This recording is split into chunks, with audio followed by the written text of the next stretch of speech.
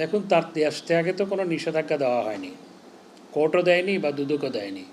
তো কারোর উপর যখন দেশ ত্যাগে কোনো নিষেধাজ্ঞা না থাকে, তিনি তো যে কোনো জায়গায় যেতেই পারেন। তো 6 জুন তিনি হাজির হচ্ছেন কি হচ্ছেন না, সেটি হচ্ছে দেখার বিষয়, নাকি তিনি সময় নিচ্ছেন। যেহেতু তার দেশ ত্যাগের উপর কোনো নিষেধাজ্ঞা কোনো জায়গা থেকে দেওয়া হয়নি, তো তিনি তো যে কোনো জায়গায় যেতেই পারেন।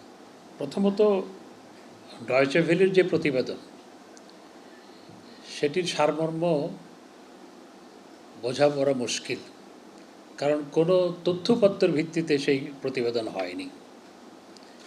সেখানে একটি প্রতিবেদন মনে হচ্ছে যে ইচ্ছাকৃতভাবে করা হয়েছে জাতিসংঘে আমাদের যে শান্তিরক্ষী বাহিনীতে আমাদের যে অবদান, সেটিকে খাটো করার জন্য।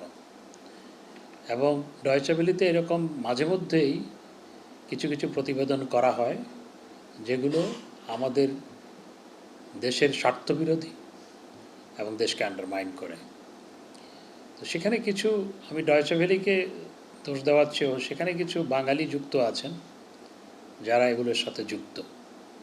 তো ডয়চে ভেলির প্রতিবেদনটা অবশ্যই আমাদের দেশকে আন্ডারমাইন করার জন্য, সেখানে কোনো আসলে সাবস্টেন্সিয়াল কোনো কিছু নাই, এবং এটি একটি অন্তঃসার শূন্য একটি প্রতিবেদন।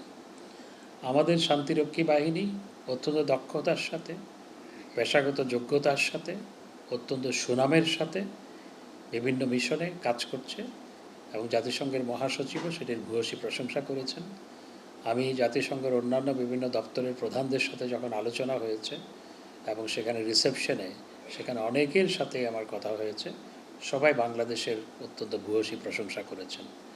এবং আমাদের দেশের শান্তিরক্ষীদের মধ্যে মোর দেন 160 মৃত্যুবরণ করেছে। এই জাতিসংঘের শান্তিরক্ষী বাহিনীতে কাজ করতে গিয়ে মোর দেন 168 or 169 মৃত্যুবরণ করেছে, অর্থাৎ তারা সুপ্রিম স্যাক্রিফাইস করেছে। এটি অত্যন্ত প্রশংসিত হচ্ছে বিশ্বময়। দেশ যেখানে বিশ্বময় প্রশংসিত, জাতিসংঘের মহাসচিব যেখানে প্রশংসা করে, সেখানে ডয়চে ভেলির এই প্রতিবেদনের কোনো মূল্য নাই। তো এগুলো দেশ বিরোধী, অন্তঃসারশূন্য কিছু প্রতিবেদন। আরেকটি, আপনি যে প্রশ্নটা করেছেন, জিয়া রহমান এই দেশে গণতন্ত্র হত্যা করেছিল। বঙ্গবন্ধুর হত্যাকাণ্ডের পিছনে জিয়া রহমান ওতপ্রোতভাবে যুক্ত ছিল, এবং সেই কারণেই খন্দকার মোশতাক ক্ষমতা গ্রহণের পর জিয়া রহমানকে সেনাবাহিনী প্রধান নিয়োগ করেছিল। এবং জিয়া রহমান হানা ভোট এবং একই সাথে সেনাবাহিনী প্রধান এবং প্রেসিডেন্ট দুটিই তিনি ছিলেন, এবং সেনাবাহিনী প্রধান থাকা অবস্থায় তিনি দল গঠন করেছেন।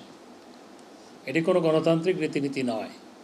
জিয়া রহমানই প্রকৃতপক্ষে গণতন্ত্রকে হত্যা করেছিল, আর জিয়া রহমানকে হত্যা করেছে তার নিজের লোকরাই।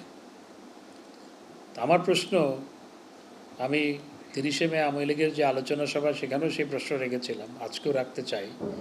তো জিয়া রহমানের হত্যাকাণ্ডের পর বেগম খালেদা জিয়া 10 বছর প্রধানমন্ত্রী ছিলেন।